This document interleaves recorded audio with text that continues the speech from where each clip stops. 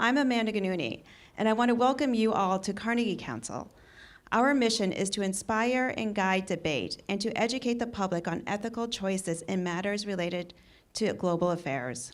Before I introduce tonight's moderator, I want you to know specifically of two outreach programs we have here at the Council: the Student Ambassadors Program and the Carnegie New Leaders. First, the Student Ambassador Program is designed for emerging scholars based around the New York City metro area to collectively build a year-long project that uses ethics as a lens to examine a critical subject in international affairs. They also directly bridge the ongoing work and research of the Council to their universities and colleges. Although we already had our first orientation meeting, there's still time to join the program.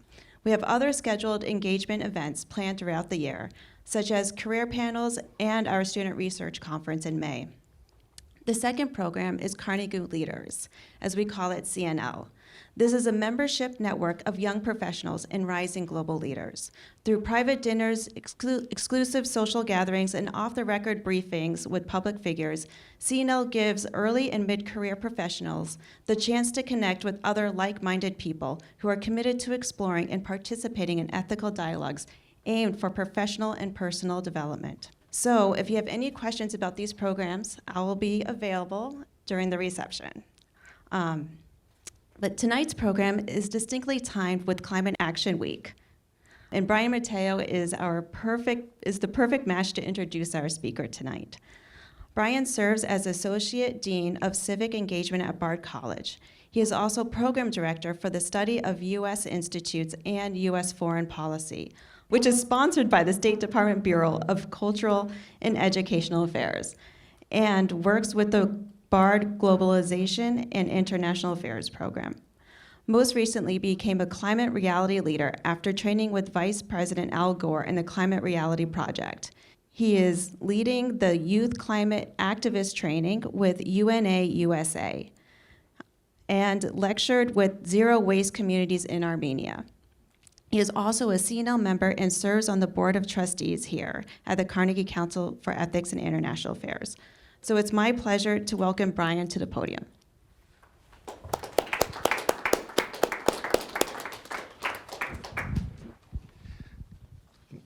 Good evening, everyone.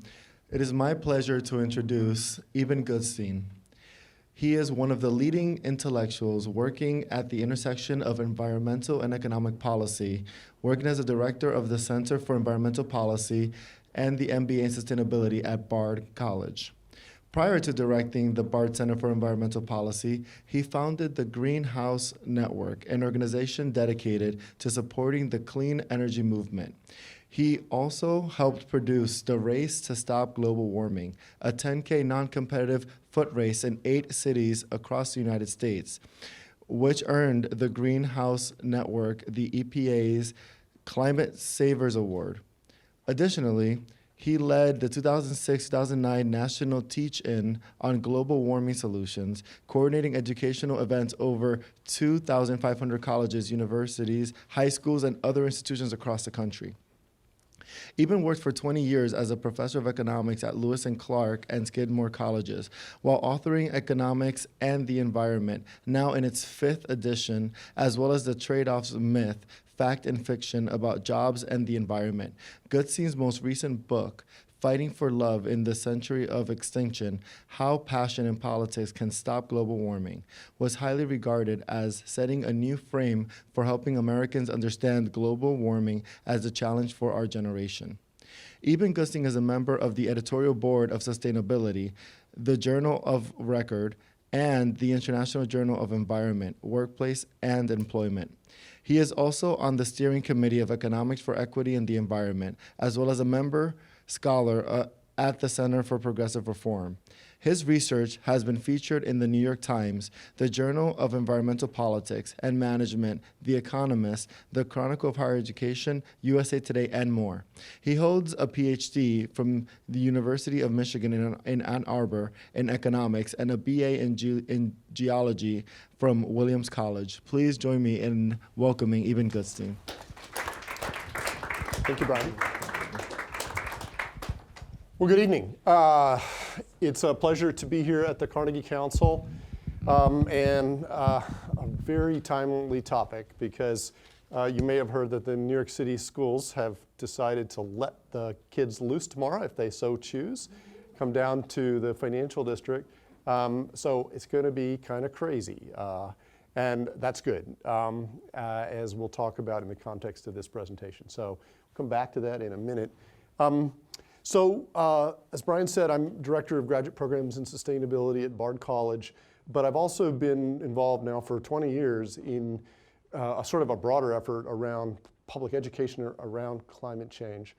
And I want to talk with you tonight about this topic of solving climate by 2030 in the next 10 years, which this is a topic really very much on everyone's mind. I think there's maybe a lot of pessimism about this.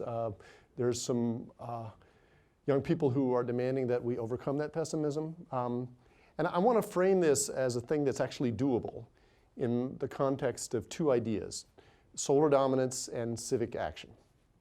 Solar dominance is a shorthand for the idea that a number of technologies, including particular rooftop solar, distributed solar, and batteries, plus electric vehicles, are cheap and getting cheaper. And this is going to set up a massive market disruption in the mid-20s that's going to lead to solar everywhere on the planet. Solar everywhere, and much faster than most people think. But civic action is going to be needed to smooth the path for this energy transition, this very rapid energy transition, because there's going to be a lot of people opposed to it. But also civic action is going to be needed to ensure justice in the transition, because this is going to be a very disruptive time. And we've got to make sure that everybody has got access to clean and affordable energy, and that the millions of green jobs that are created are jobs for all. So we don't just need a clean energy revolution, we need justice in the transition. So that's the frame for the conversation tonight.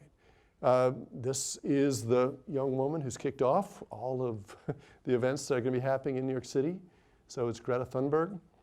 Just over a year ago, when she was 15 years old, she decided to stop going to school on Fridays and instead stood out in front of the Swedish Parliament building with a sign calling on her political leaders to take action to save her future, because it is very much in jeopardy. And this is an amazing story, right? This is just one person 13 months ago. And tomorrow and next week, there are going to be millions of young people around the world who are going to emulate her work and get out in the streets and demand that the grown-ups wake up and take the kind of actions that's necessary to do this, to solve climate by 2030. And if you take one thing away from this talk, it's that this moment in time, this extraordinary moment in which we're living, really calls on all of us to live our lives in that way. And by that, I mean, we're not going to inspire millions of people, most of us, but in the next year or two, we have to inspire 4 or 10 or 20 to get engaged with this project that I'm going to be talking about. Because we really do live, at a truly extraordinary moment in the history of the human species. So it's getting hot out there. This was Europe last summer. In fact, all of North America, or the Northern Hemisphere, experienced record-breaking heat.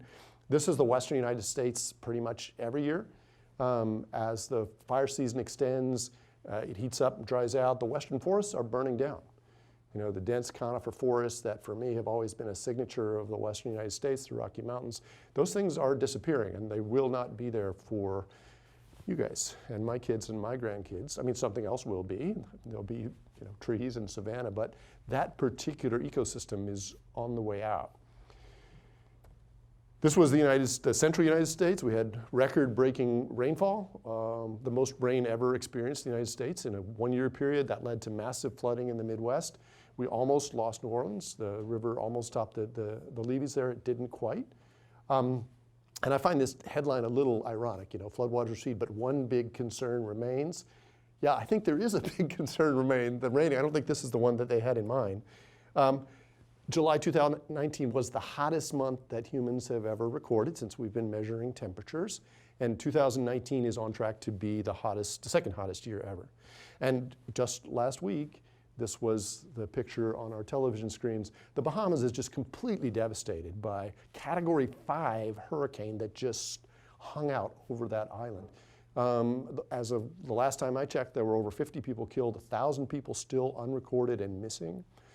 Luckily the mainland US spared a hit this time. But this is, yet another record-breaking, massive superstorm of a kind that humans have not experienced. And record-breaking things should not happen every year, right? They should be rare, and they're not. And it's a consequence of the planet getting hotter. So this is data that I suspect you've all seen. It shows the planet heating up about a degree, 2 degrees Fahrenheit over the last 100 years. So from 1900 up until 2020, about 1.8 degree Fahrenheit warming. And a lot of people say, well, 2 degrees, that doesn't sound like very much. But I challenge you to think, how does your body feel, right, when your temperature goes up by 2 degrees? You feel pretty sick, right? And if it goes up by 3 or 4 sustained, then you die, right? And natural ecosystems have evolved with a similar sensitivity to climate. And so the consequence of this 2 degree Fahrenheit warming has been that natural ecosystems across the planet are starting to die. The western forests, coral reefs, farmlands in various areas, wetlands, and that's the world we're living in. And the most remarkable thing about this graph is the period from 2014 to 16, where we had 3 record-breaking years in a row. And over that 3-year period, the planet heated up 0.5 degree Fahrenheit in just 3 years. 0.5 degree in just 3 years. I bet you didn't know that, right? You might have known that they were hot years, but I bet you didn't know just how fast the planet's heating up. And this is criminal, right? Everybody should know this. This should be like front and center of every social media post, but we are not talking about it that way.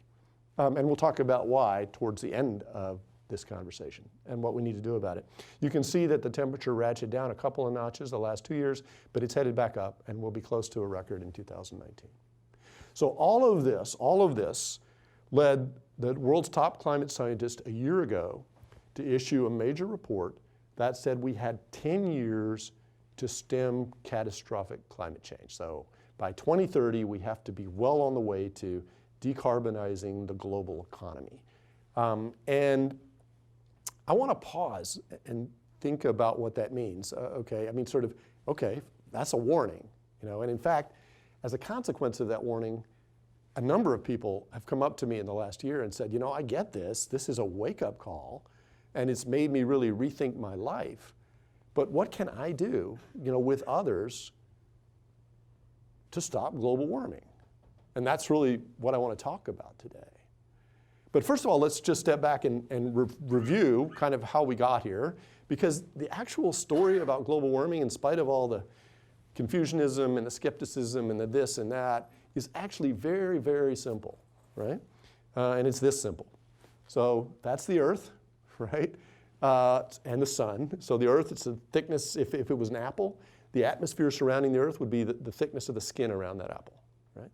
And for the last 100 years, 120 years, we've been burning coal in our power plants and gasoline in our cars, and we've been pumping billions and billions and billions of tons of carbon dioxide into the atmosphere. CO2 and other gases are well-known heat-trapping gases. They let in the sunlight. They don't let out the radiated heat. And so the very simple science of global warming is thicker blanket, warmer planet. Thicker blanket, warmer planet. It's really that simple. And scientists have been desperately trying for the last 30 years to come up with some other explanation for why the planet's heating up so fast. And they can't, because there isn't one. It's not solar sunspots, it's not volcanic activity. And this simple story, thicker blanket, warmer planet, explains the data with really frightening elegance. And it also tells us what we've got to do, right? If we want to stop this warming. We've got to thin out the blanket, and that means we've got to stop pumping carbon dioxide in the atmosphere. We've got to stop burning coal and natural gas in our power plants, and we've got to stop burning gasoline in our cars. We've got to transition to a 100% renewable economy, electric vehicles. We've got to do it very fast. And I want to show you one more picture to put in context the brick wall that is sort of defining this extraordinary moment in which we live. all right? So now I'm going to take you back 10,000 years in this picture to, on the far left. So that's over here. This is the beginning of human civilization. This is when we first began to domesticate animals, animal husbandry. 6,000 years ago, that was the first cities in Babylon and Ur. And right here at the end of this blue uptick here, right there at the tip of that, that's 2008. That's the introduction of the iPhone. Okay? Of the iPhone, smartphone. Okay? So all of human history is compressed in this 10,000 years. That's how long we've been actually inventing civilization. And that blue line shows what's happened to global average temperatures over that time, what the climate was like. And we got good data on this, ice cores, pollen cores, tree rings. So we actually have got a really good sense of what it was like. And it's been incredibly stable. Humans have been the beneficiary of an incredibly stable climate. It hasn't varied much at all on a century scale. And over that whole time period, it's barely gone up half a degree Fahrenheit in either direction off the average. Until now. And that vertical spike there, that's the 120-year period, kind of compressed, as it should be on this graph. And so what does it mean? Oh, and actually, there's that half a degree warming we got in just 3 years.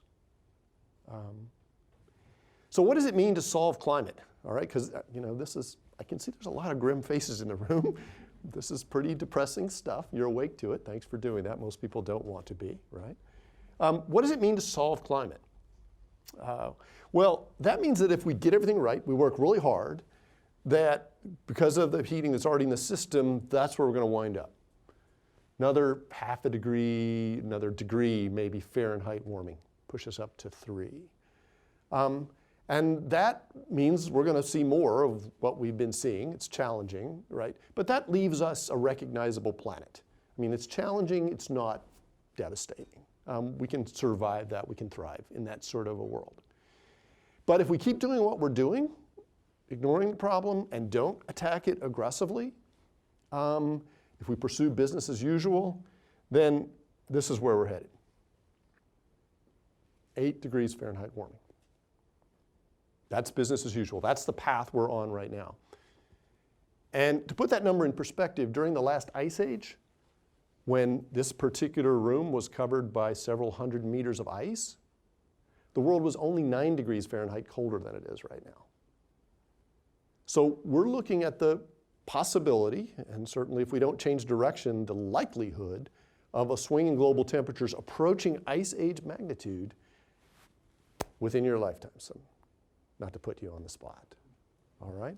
We don't want to go there. That is catastrophic climate change. And what it means is whole cities abandoned, entire countries rendered uninhabitable, hundreds of millions of environmental refugees, food shortages, hunger. This is not the world that we want, and it's not the world that we have to have. All right? So let's talk about that. How do we do this? How do we turn around as quickly as the scientists are telling we have to do it? Because it seems to many people like an almost impossible job.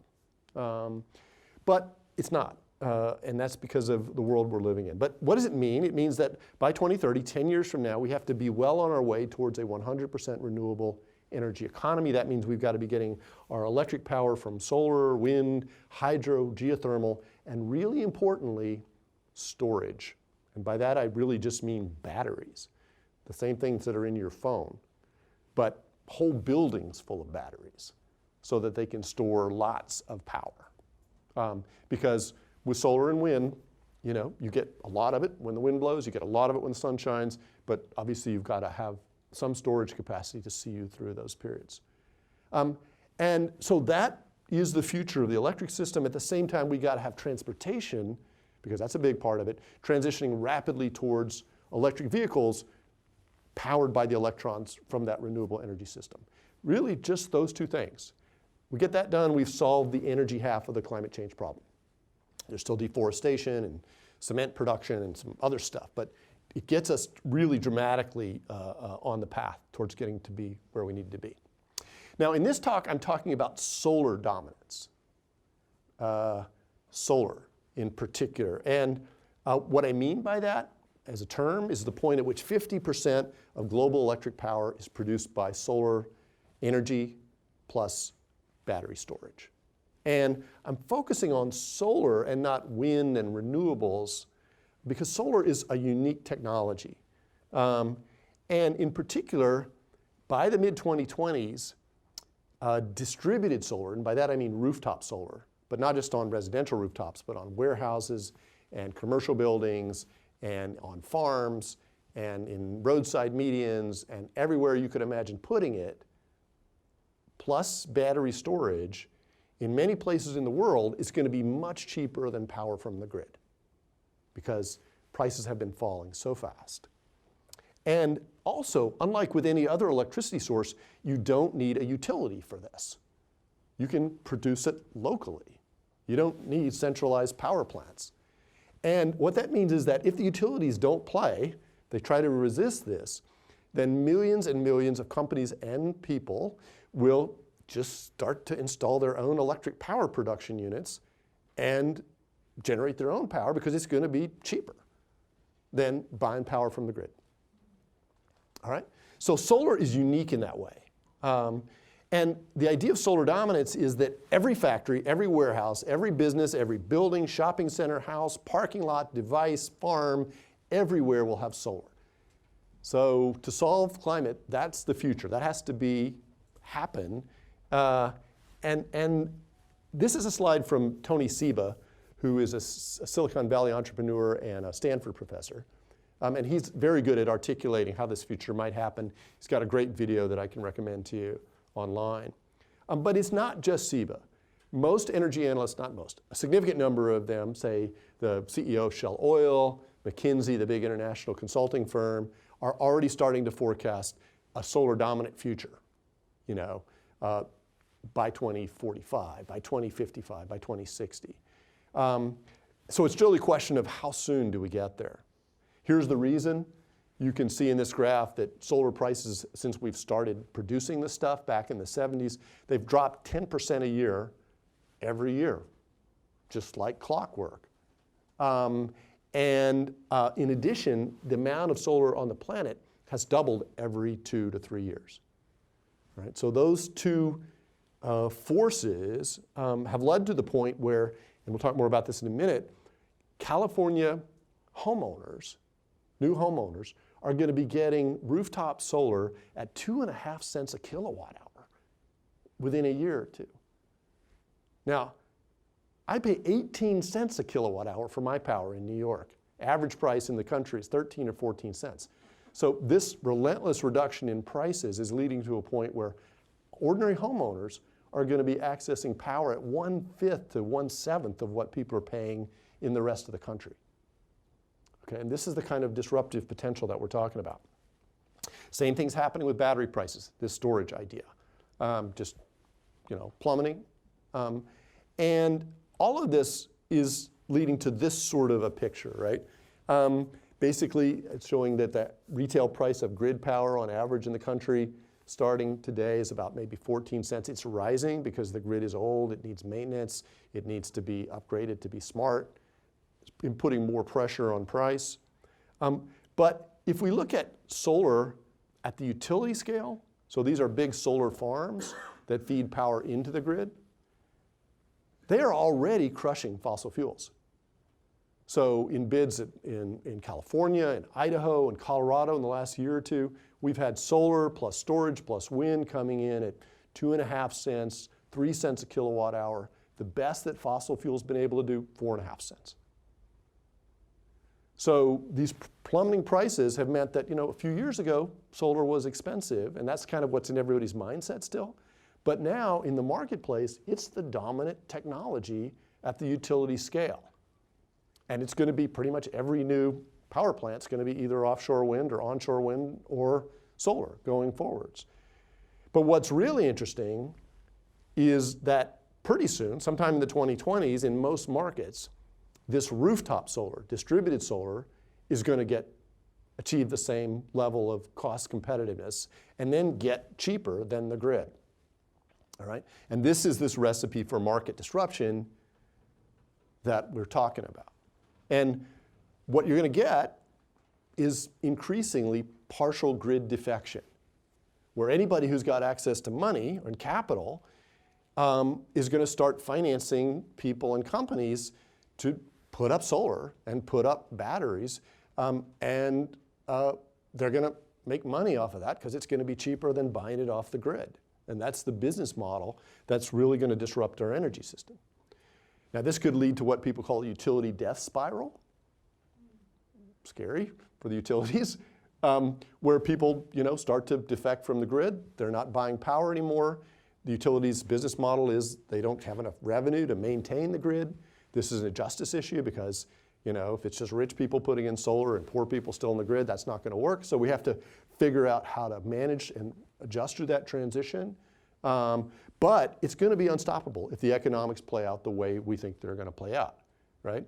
If these trends continue, this is going to be the future. And the bottom line here is, remember how we used to use telephone wires? They're still out there where I live anyway. I got telephone wires going up and down my street. Nobody uses them, right? They're just sitting there. It's an infrastructure that has been abandoned, and that will be the future of the electric grid. Not as soon, not immediately. There's still people going to be, the grid's still going to be critical for the next few decades, and we'll be feeding a lot of renewables into it. But it's exciting. I mean, we're at this moment where we're in a new energy transition where we used to get our power from burning stuff in centralized power plants, and putting it through the wires. We're now going to move to this wireless world where we're going to get power from our rooftops, from our clothes, and our devices. And it's going to end energy poverty in poor countries. It's going to break the monopoly power of the oil companies and the utilities. And fundamentally, it's going to be the foundation for a new era of human liberation that's based on really inexpensive energy available to all humans. So it's really an incredible moment to sort of be at the birth of that. And again, the question is, how soon do we get there? And in particular, can we get there by 2030? Right? Because that's what the science tells us we got to do. Okay? So is it possible? I mean, is it even physically possible? And this is this is the story that would have to play out, right? So in 2018, we're at about 2% global solar, not very much. But remember, it's been doubling every 2 years, right? And if that trend continues, then, by 2022, you're at 8%. By 2026, and by 2028, you're at 64% of global capacity of electricity being supplied by solar. So that exponential growth is really powerful. And, as Tony Seba says, this is really easy to do on a PowerPoint slide, right? But could this really happen in the real world? And it's easy to think, the utilities are going to oppose this. People are going to object to having solar across their street, local zoning laws. Would there even be enough raw materials to produce this many solar panels that fast? Do we have enough workers to install them, right? And we can talk more about that in the Q&A. But this, really, to get there, we just have to have the continuation of the trends we've seen for 20 years. And that would be driven by the fact that solar plus storage is getting cheaper and cheaper and cheaper. And so the market will be sort of rewarding people who are installing solar at crazy rates. That's the vision. Okay? So we'll talk about, is it possible? But at this point, really, I want you just to sort of imagine that this combination of solar plus storage has the potential to be disruptive. I mean, we understand how technologies can spread rapidly, from 0 to 3 or 4% to 80%. And the best example is smartphones in our pockets, right? If you'd asked somebody in 2007, how many people do you think will have a computer in their pocket in 10 years, 2017, right? Well, you never would have gotten to 2.5 billion, right? A third of the people on the planet. But that's what happened. Just keep that in mind. All right? So we've now solved the energy half of the climate problem, okay? Check. We got 100% renewable power. What about vehicles? Right? Because we still got to do that one. How do we do that? Okay? And we have to make a transition from gasoline-powered cars to electric vehicles. That's got to happen. It's got to happen really fast. At the auto show last week in Frankfurt, Mercedes executives announced they've designed their last internal combustion engine. Mercedes will never again design a new gasoline-powered car. So the auto industry understands that this is the future, but again, how soon can we get there? Can it happen by 2030? Well, it wouldn't happen sort of by a one-to-one transition. Electric vehicles get cheaper, they're better, my next car is an electric vehicle. That's going to take too long. It's going to have to happen through some kind of disruptive impact on our transportation system. And it could happen if, this was one scenario, autonomous ride-sharing really explodes. And by autonomous ride-sharing, what do I mean? I mean like driverless Lyft and Ubers, all right? And before you say, really? I mean, yeah, maybe 30 years from now. This is already happening in Phoenix, Arizona, all right? So Waymo, which is a Google company, has got a commercial business where you can dial up on your app and, you know, a driverless car will come pick you up and take you anywhere you want to go in the city and nobody touches the steering wheel, all right? So this stuff is, it ain't science fiction. The question is, you know, will it be disruptive? The other thing I want to say is that a lot of smart people are betting that this is the future of transportation. There's just billions and billions of dollars are going into driving this technology really fast. We had the 2 IPOs for Uber and Lyft this year, 120 billion collectively. And everybody knows that those companies do not make money as taxi companies.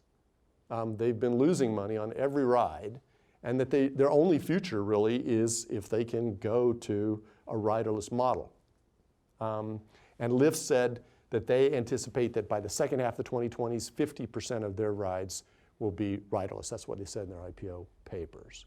But there's reason to think that's going to happen way sooner because the first one that gets there wins. This is one of those markets where if you're the first player with a successful technology and you land and expand, you are going to be the dominant player. And that's why there is so much money pouring into driving this technology as a disruptive option.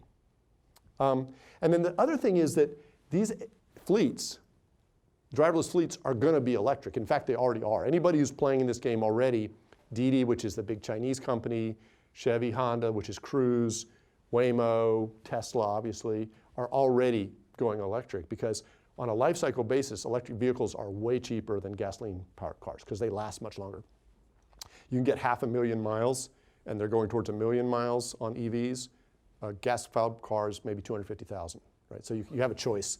I can buy, you know, 1 electric vehicle or 3 or 4 gas-powered cars.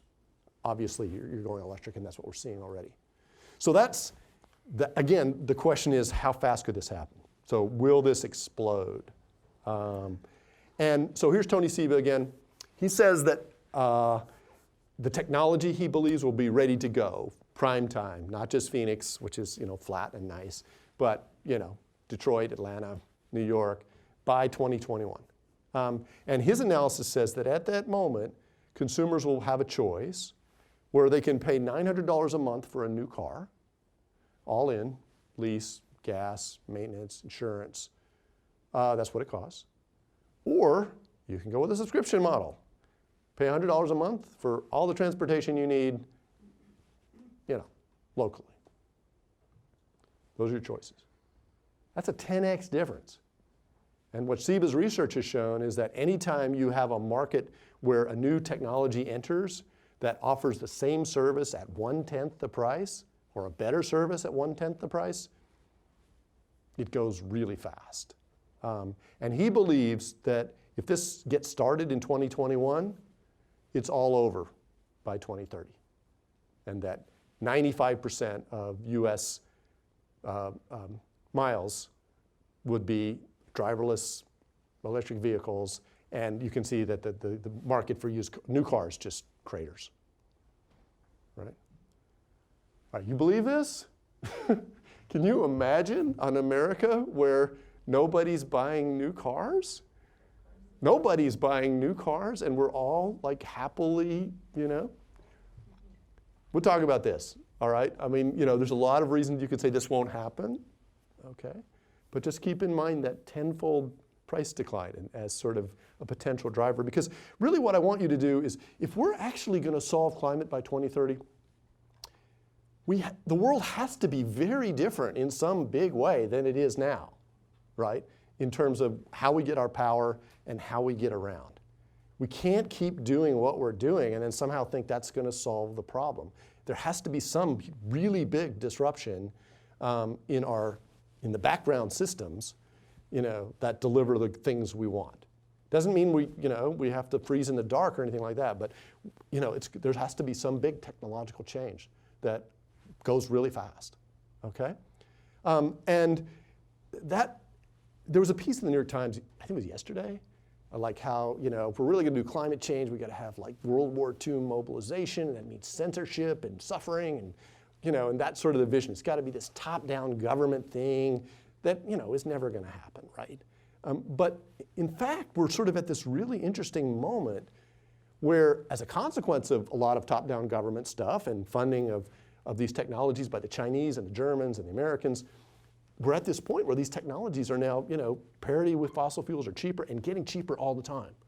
And that's setting up this sort of moment where we got powerful market forces pushing us towards energy transition, transport transition. Now, this will not happen just by the market, because there are going to be a lot of people opposed to this. And for good reasons, because it's going to threaten people who are Lyft drivers and utilities and, so it'll be disruptive. And so the market alone is not going to get us there fast enough. So we need to have, and here's the second half of the talk, civic action, right? Because, this is a thing where we've got to create sort of the policy environment where all this stuff can unfold. And I want to talk about, there's the strike that's going to happen tomorrow. It's Greta Thunberg again. And then we got obviously an election coming up that's very important. But I want to talk about action. What's interesting also about this moment is that the action can really not be so much out of Washington. It's really much more important about what's happening in your city, what's happening in your state, what's happening with your electric utility. And we got to do three things. We got to smooth the path for the energy transition, deal with the resistance that's going to arise. That's state and local action. There's still 100 other things we got to do to address the climate crisis, and we'll talk briefly about that. And then we got to ensure justice again, because this is going to be, if it happens fast, it's going to be disruptive, and we got to make sure that the green jobs are jobs for all, that everybody's got access to power, that the transport doesn't leave some people behind. So let's talk about those. This is a list of states, I think a year ago, that had commitments to 100% clean energy by 2045, 2050. These are critical. We have one in New York. It sort of guides the policy sort of framework everywhere. And it allows for smart things to happen. So I mentioned California. Why are they getting power so cheap? Well, it's because they passed a law that said that every new house has got to have solar panels. Got to have wires, got to have pipes, got to have panels. That immediately cuts out half the cost of installing solar panels. No more marketing, no more permitting. It really becomes just this enormous industrial process, lots of economies of scale of installing solar panels. And that's why California households are going to benefit. It's going to be a great deal for California consumers. The extra cost is going to be way offset by the savings they're going to have on electricity.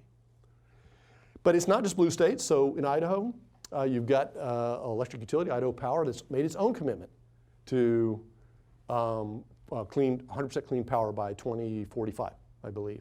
Because they get it, They put out bids for power, and they get solar coming in at 2 cents a kilowatt hour, just crushing fossil fuels. And they know this is best for their customers, and this is the direction they want to go. So, different, politics can lead to the same kind of outcomes, for different reasons. Okay, got to do other stuff to address climate change. Drawdown is a great website resource for this. They talk about the 100 other things you can do. And what's also interesting about the moment we live in is that no matter where you work or where you're a student, you can do what you're doing much better, much more effectively, and by reducing substantially global warming pollution. There's ways to get that done. And if you're talking about on the electricity side, things like micro hydro, farming, food waste, regenerative agriculture, biochar, solutions around buildings, energy efficiency, lighting, retrofits, green roofs, family planning in the context of educating women and girls. There's just so many things that can be done to tackle the problem that are outside of kind of the energy sphere that I'm talking about. And you have to do that, right? So whatever your workplace is, wherever you're a student, you just got to drive those changes. That's got to be part of what we do. And then we talked about 6 of these because we think they're the ones that have market sort of drivers behind them. But those other 100 are important. And then finally, the civic action piece. So again, if you start getting just rich people putting in solar and batteries, not going to be okay, because that's going to leave strand poor people. We've got to make sure that the grid power is still affordable and reliable for everybody as we go through this transition. Got to make sure if we have driverless cars that those things are serving low-income communities, and could be great for low-income communities, provide them with access to transportation they've never had before. The green jobs have got to be accessible to all rural communities, communities that are hard hit by the transition. And then, how do you do that? There's actually a very simple recipe, which is that if you're engaged with your utility or lobbying your state senator or your city council member, look around the room and make sure that the communities that are being impacted by what you're asking for are there too. That's the thing. We got to make sure that the frontline communities are in those conversations early, participating, and making sure that as the changes happen, those folks are everybody's benefiting from this transition. Okay, so I'm going to wind up by talking about talking, because that's where we started out, right? Remember, no one's talking about how fast the planet's heating up. I mean, you see it here and there, but and if we're really going to do this, again, every American's got to be talking about it. And they don't need to be talking about, the horrible stuff that's going to happen if we don't do it. That motivates some people, but not most. They need to really see what's in it for them, right? And get excited about the transition. And people actually like talking about this stuff. They like talking about electric trucks and electric motorcycles. And they like talking about regenerative agriculture. And they like talking about independence from the utility and having battery storage backup if the power goes out. So, it's actually not hard to talk about climate change solutions with people. And that's the kind of conversation that we've got to have. We've got to get people really excited about the opportunities that are arising as a consequence of this transition. It works. It works. But we're not. All right? This is data from the Yale Center on Climate Communication, percentage of adults who discuss global warming even occasionally, and barely cracks 25%. And what this says is that the fossil fuel industry has won, up till now anyway. Because they've successfully, they spent hundreds of millions, billions of dollars ensuring that Americans somehow believe that this science issue, this civilizational issue, is a red state, blue state thing, that it's partisan, that it's political, and it's just not, And actually, this is the way America was designed, unfortunately, in some ways, right? That's the way the founding fathers built it, right? So that, checks and balances, gridlock, it's built into our system. And we have a system that allows a small minority of well-organized minority to block change. That's the world we live in, right? But as Americans, we also have learned how to break through that, right? And what we do is we start talking, right? And we talk in our communities, and we start passing laws in our towns and cities and then our states, and then eventually it bubbles up to the federal level. We break through and we kind of change the future. You go back to abolition of slavery, the movement against the excessive power of corporations at the end of the 1800s, early 1900s, civil rights in the 30s, labor rights in the 30s, civil rights in the 60s, and then LGBTQ rights, more recently. AIDS activists in the 80s used to say that silence equals death. That was the saying, silence equals death. And it's true, right? If we weren't talking about AIDS, then people were dying of AIDS. And they took what was, a stigma, and they turned it into a disease. And they did that by talking about it, right? And they got Americans to understand that it was just a disease, right? It wasn't a curse. And that's the kind of grassroots movement that has to happen here. On the climate side, silence equals death of ecosystems. Right? And again, we're already seeing the death of those natural systems. And the death of those natural systems is going to translate ultimately into whole cities abandoned, whole countries rendered uninhabitable, food shortages, hundreds of millions of environmental refugees. That's not where we can go. And the thing that we all have to do is start talking about this with everybody all the time. Here's a way you can do it. This is an initiative that we're sponsoring out of the Bard Center for Environmental Policy. So this is April 7th. Mark your calendars. It's a Tuesday night. And what we're doing is a nationally coordinated event that will feature 52 simultaneous university-hosted webinars, one in every state in the country and Puerto Rico and DC. And it'll be an hour-long conversation, and the idea is on those evenings we're going to find out from climate experts in New Jersey and Tennessee and Idaho and Wisconsin and Minnesota, what are the top 3 things that need to happen in each of those states, or maybe in their cities, or maybe with their electric utilities,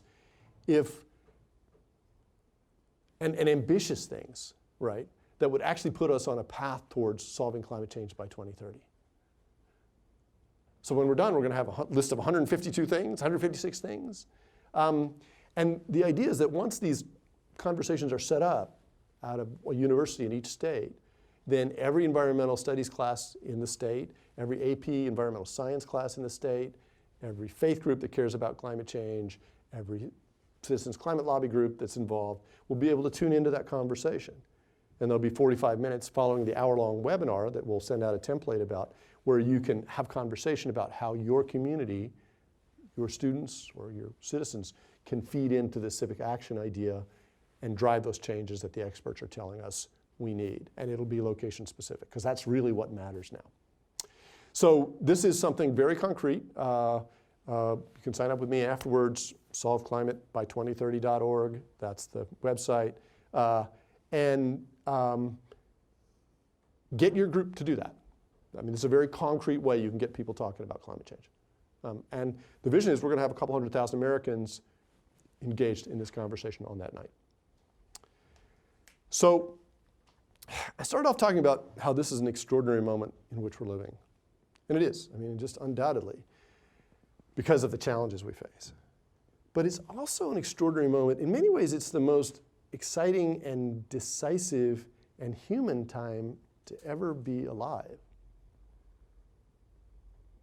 Because no human generations before ours have been so able to so clearly see 2 futures, right?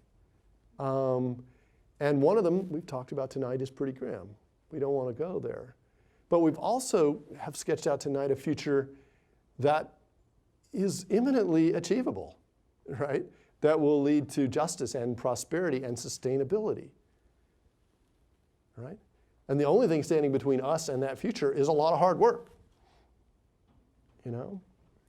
And the other thing, as Americans, we have this unique privilege, right? Because, you know, unlike our activist forebears in the civil rights movement or labor movement, or environmental or human rights activists around the world today, you know, we are not facing dogs and fire hoses and beatings and torture and jail and lynchings and murder if we speak out, right? We are really free if we choose to change the future.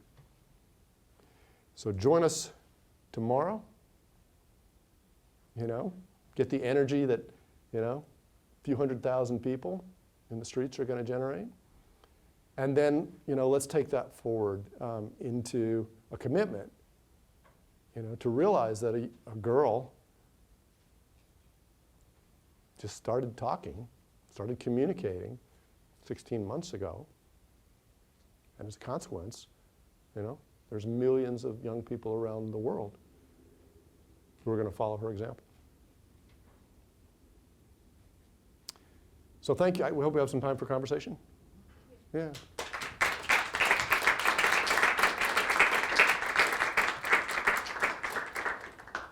So if you have any questions, I invite you to And you need that for the recording, right?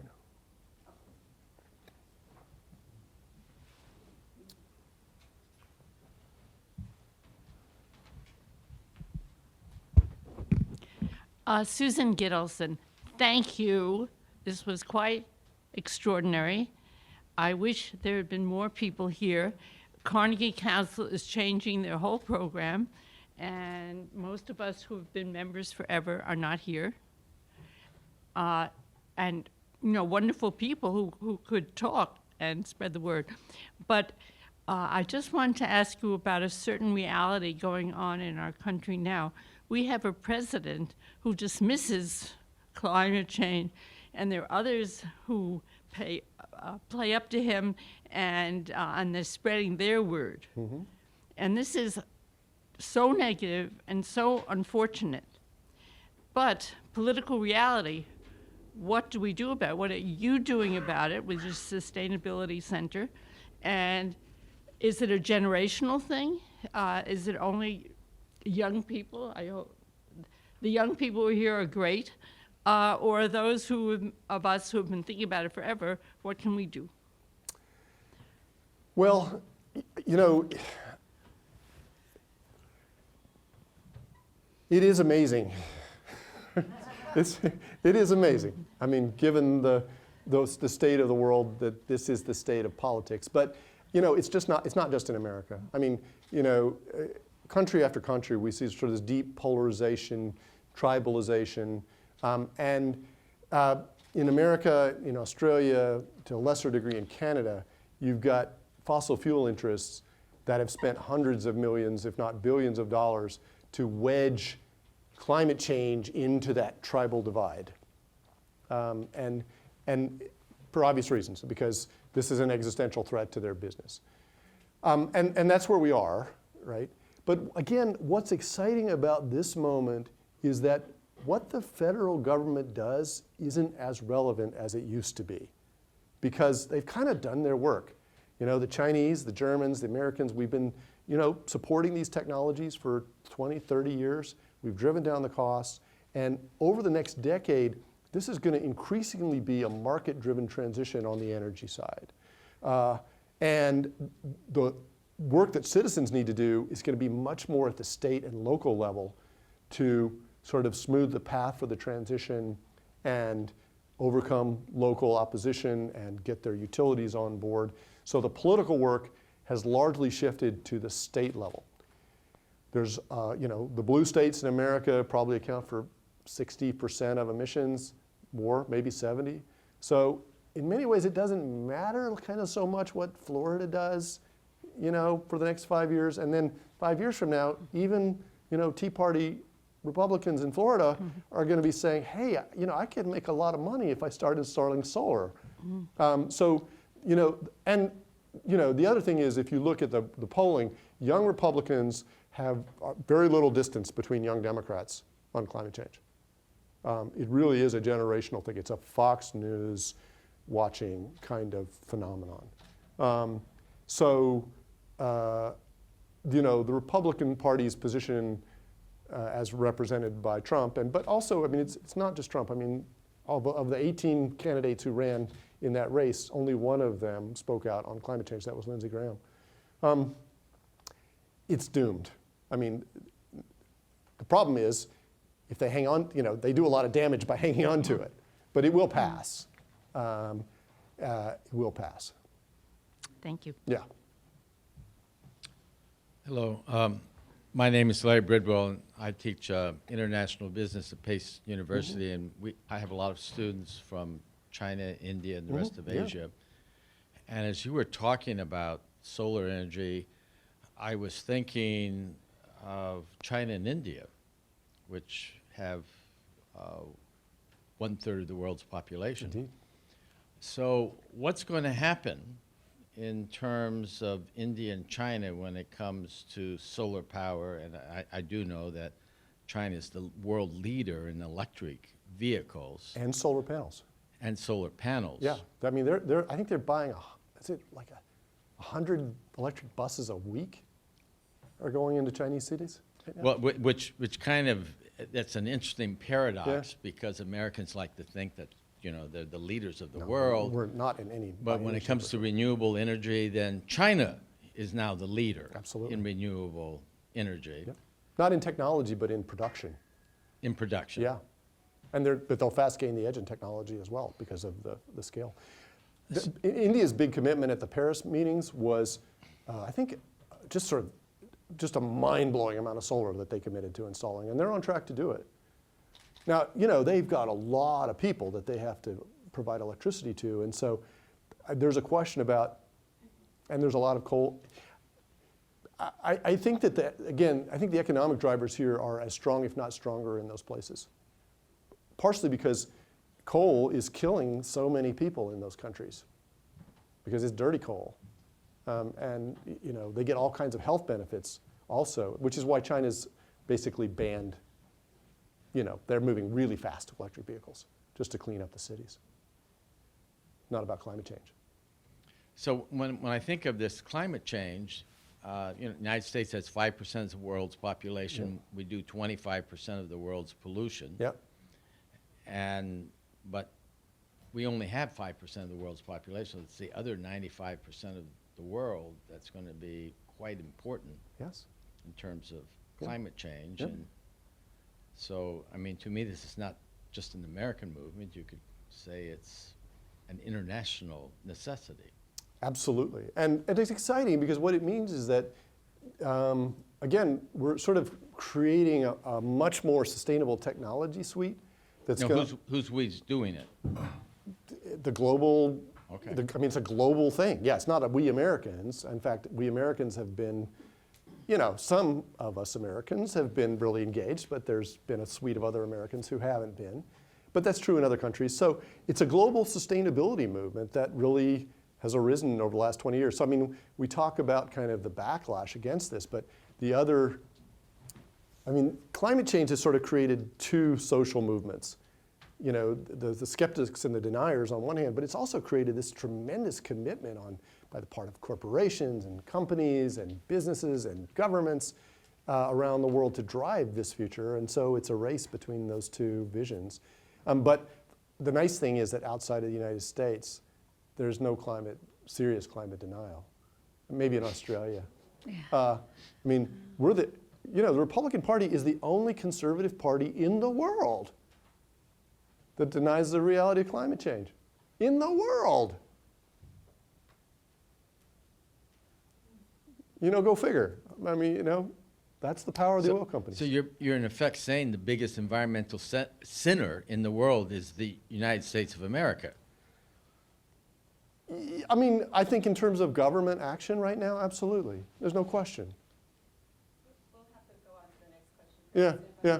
Yeah, we'll have plenty of Yeah. time for formal discussion. Yeah. We pulled out of the Paris Accord. We're the only country in the world now out of the Paris Accord. How could we not be the biggest sinner? Yeah. So thank you. This is the most hopeful talk I've heard in a long time. My name is Lisa Meyer, and I just had a question about the transition and all the retirement funds that have Exxon in them. And I can see this causing a real sort of civil war almost because of so many people, Yeah. widows and retirees who are dependent on their retirement Yeah. funds. So. Well, that's an interesting question. In my MBA in sustainability program, one of my faculty members works with an organization called AIFA that does a lot of financial analysis of sort of the myopia of continuing to hold fossil fuel stocks. This is a problem with the trustees of these organizations. They don't get it. They don't get how fast this future is coming. Because markets are forward-looking, right? So, if peak oil happens in 2025 or 2023, right, because of this shift to electric, the minute that happens, oil stocks just crash because they're sitting on so many stranded assets.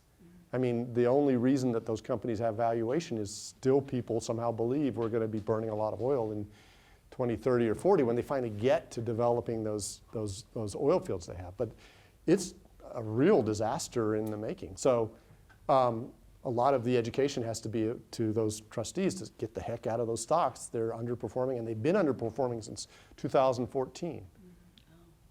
Yeah, they've been under Standard & Poor's since 2014. Exxon's, the only reason their stock has done well is that they keep buying back shares. There's no business model there anymore. So, I mean, there is a real, if you take this transition scenario seriously, oil companies collapse, car companies collapse, banks that finance them, people that insure them. On the one hand, on the other hand, you have, great new industries growing in, electric vehicle service, provision, putting up solar panels everywhere. So it's one of those horse to cars transitions, where there's going to be a lot of buggy whip, manufacturers that are going to go down. Yep. So, and they're not going to be transitioning into other businesses like carbon sequestration or. They could, but count. the history of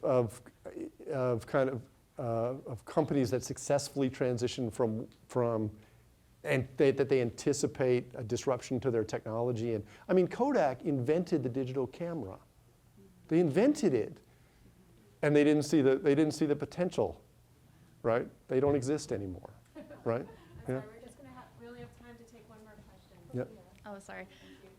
Mine's actually not really a question. It's Yeah. more so of a statement. I Yeah. hope you don't mind. Sure. My name is Seneca. I work at Empower Solar in the commercial sales, commercial solar sales. And I just wanted to raise awareness about civic action in terms of solar dominance, which is totally possible. And thank you for raising that. It's really great. But just speaking from a personal standpoint, one of our biggest obstacles personally in trying to get massive amounts of solar panels out there and in the communities would be the interconnection process to the grid and the infrastructure of the grid itself. A lot of people aren't aware of, well, most of you maybe, but a lot of people aren't aware of just how old and outdated the grid infrastructure is. And because of that, we actually haven't been able to complete some jobs. We've been denied jobs because the grid in that area can't hold that surge of power. So that's actually something that keeps us from moving forward towards that. And our leaders work very closely with legislation and policymakers, and one of them is part of the interconnection working group out east for PSEG. But I guess my question would be, how would you recommend getting that aspect out there to the public to help them understand that that's really important to get massive amounts of solar out there? And what should people do? How is the public going to be involved here? The public can be involved by reaching out to the utilities. I mean, ideally, and sort of demanding that they spend more money on grid upgrades. Right, and the utilities aren't completely denying that needs to be done, but what it comes down to is who's going to be allocating the money. Yeah, and where the capital's coming from. Right. I think ultimately that if solar is really going to be disruptive, it's going to sidestep the grid. I mean, that's the real disruptive potential for solar. And it's why conventional forecasters don't assume this kind of rapid penetration of solar. They just think, well, it's going to grow 5% a year, whatever. It's not going to double. They've been wrong. They keep getting it wrong. Yeah, it's exciting. It's time to be alive. I mean, one possibility is that you do get, a pro-clean energy administration in at the federal level, and they just say, priority, we're going to do a Green New Deal, and we're going to have lots of money flowing into grid upgrades and modernization. Yes. The other is that you've got some woke utilities who kind of get that this is their future, and they figure out how to get the money. But the third, and I think probably, and maybe it's going to be all three, is that once distributed energy plus batteries gets cheaper than the grid, you're going to get this grid defection, and people are going to say, well, you're not going to let me plug into the grid? I'm just going to have a microgrid for my factory, Grid, yeah. I'll just draw on the grid, in the wintertime when I need it. Or you'll have, co-ops emerge that, because it'll be cheap enough to actually finance microgrids. So I think that it's going to be a mix of people who get it and who are going to do the grid upgrades, and then sort of a new business model that's really going to be much more about grid alternatives. I hope so. Yeah. Thank you. And you know, and I think that we're going to see this much sooner than people think. Hope so. Yep. Okay.